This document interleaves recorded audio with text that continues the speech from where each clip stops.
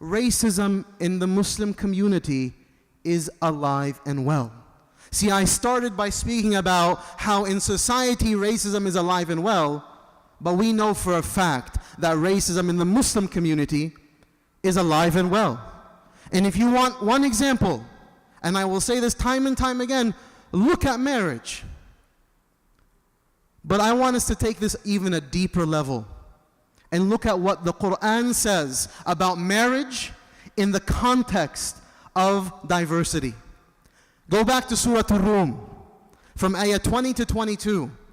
How does Allah speak about marriage? Now we know the verse 21 where Allah says, from His signs that He created from yourself a spouse, so that you may have mercy and you may have sakan and so on. We all know that verse. We recite it at every wedding. What is the verse that comes right before it? And what is the verse that comes right after it? In the verse that comes, ayah 20, Allah subhanahu wa ta'ala says, وَمِنْ آيَاتِهِ أَنْ خَلَقَكُمْ مِنْ تُرَابٍ ثُمَّ إِذَا أَنْتُمْ بَشَرٌ تَنْتَشِرُونَ. That from His signs, Allah says, is that He created you from dirt. And then you became human beings out there. تَنْتَشِرُونَ, spreading far and wide. Then the next verse, He says, from His signs is that He created for you from your own self. So verse 20 is, we were created from dirt. Verse 21 is that from dirt, from yourself, we created for you your spouse. Verse number 3, Allah says, وَمِنْ آيَاتِهِ خَلْقُ السَّمَاوَاتِ وَالْأَرْضِ وَاخْتِلَافُ أَلْسِنَتِكُمْ وَأَلْوَانِكُمْ. And from His signs is the creations of the heavens and the earth, and from His signs is this variety of color and language. So in the context of marriage, as Allah is affirming for us one of the most profound verses on marriage, Allah speaks about that within the context of diversity and variety. And so now, as a Muslim community, when we come to think about marriage, what is the first thing we think about? Think about it. Be honest with yourself. What is the first thing you think about? My culture. Is this person from my tribe? Are these people that are from my city and my village, whether it is in Kashmir or in Somalia or in Egypt or in Palestine or wherever it is, the first thing we think about is, I need to make sure that my culture is preserved. Why do we think that? Where does that come from? Does that come from the Quran? Where Allah is saying, I am the one who made you that. Why do you think you're special? It doesn't come from the Quran. It doesn't. And so if I'm coming and I want to be someone who has taqwa, and I want to arrive on the day of judgment and Allah sees that I am a servant who has taqwa, then the first thing I'm going to think about is not my culture. That this person will not marry my daughter because they're not from my tribe, and they're not from my village, and they're from X, or worse off, they're a convert or a black person. This is real. And we say this time and time again, but we continue to allow this toxic behavior to perpetuate itself. And so if we talk about loving diversity, and Islam eradicates diversity, and we have historians praising what Islam has done. See, what's so intelligent about what Arnold Toynbee did was that he praised Islam and not Muslims. Because Islam is due praise and Muslims are not.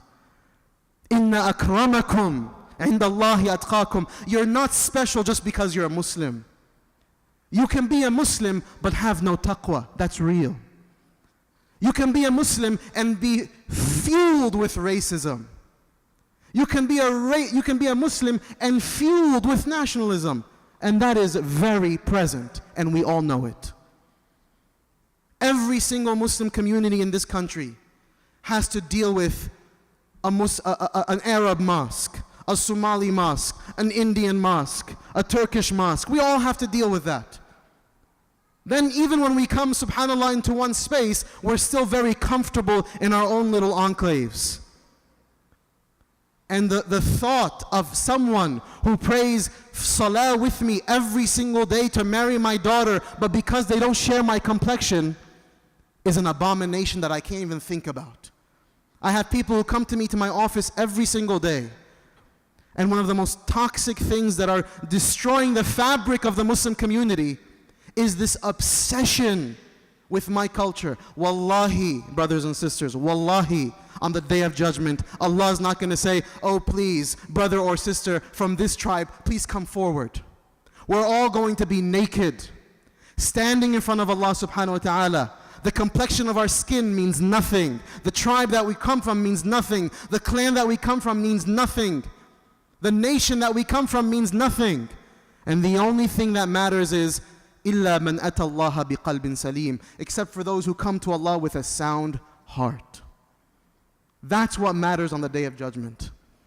And so if you want goodness for your family and community now, you're going to start to break these bonds that have come to take hold of your mind and your heart. I understand, wallahi I understand, that if you're living in Egypt, or you're living in Somalia, or you're living in Kashmir, or in Islamabad, or wherever you're living in the world, that it makes sense that you marry from someone who's around.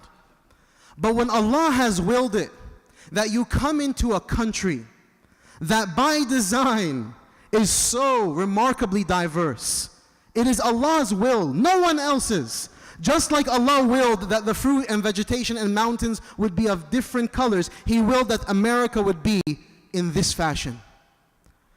And so why don't you think about looking at this issue of marriage, which is just one aspect of this communal problem that we have of lack of diversity or lack of celebration of diversity. Why don't we look at this as Allah wanting us to reconstruct a Medinan reality, where the Prophet celebrated Suhaib al-Rumi, and he celebrated Bilal al-Habashi. He celebrated Egyptians and Arabs and everyone, Persians and Ethiopians and Africans. He celebrated these people. And if there was one person who should have celebrated his own lineage, it was the Prophet. Because he was a Qurashi, a Hashimi, from the house of Abu Talib, from the house of Abdul Muttalib. He had the most profound lineage, but he is the first one who said that means nothing. That these tribal affiliations, today they're dead. They don't mean anything to me anymore. But what unites me, the Prophet says, and my ummah is far thicker than anything we can imagine. What unites us, brothers and sisters, is thicker than blood. It is Allah subhanahu wa ta'ala. It is the one who allows blood to run through our veins in the first place.